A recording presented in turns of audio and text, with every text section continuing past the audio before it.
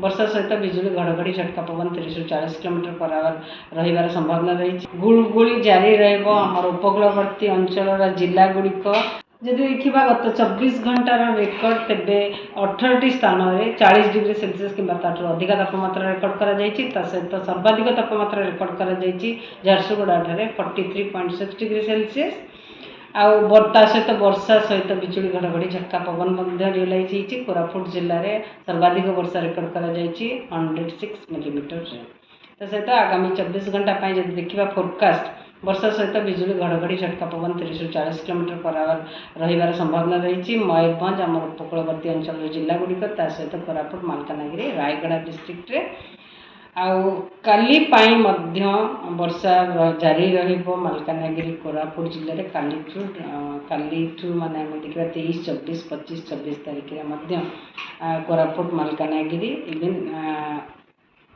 25 तारीख में मालकानगिरी कोरापुट रायगड़ा केउंझर मयूरभंज जिले में वर्षा रहिबो सहित 25 तारीख में सुंदरगढ़ केउंझर बालेश्वर भद्रक जाजपुर केन्द्रापड़ा मालकानगिरी जिले में वर्षा सहित बिजुली घड़घड़ी झटका पवन रहिबार संभावना रही।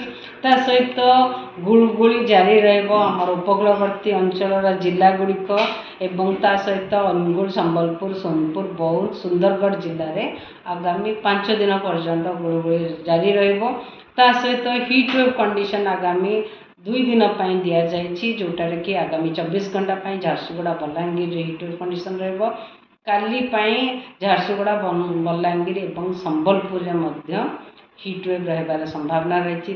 सहित उष्म रात्रि आम 24 तारीख रु देचु बलांगीर आउ कंधमाल जिले में 25 तारीख रे रहिबो उष्म रात्रि बलांगीर एवं कंधमाल जिले में 26 तारीख रे बलांगीर एवं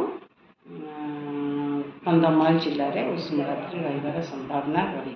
एही भिडियोटी आपनकु केमिति लागिला कमेंट करि जणांतु। धरित्री लाइव रो यूट्यूब एवं फेसबुक चैनल को सब्सक्राइब करंतु। अधिक खबर पई लॉगिन करंतु www.dharitri.com।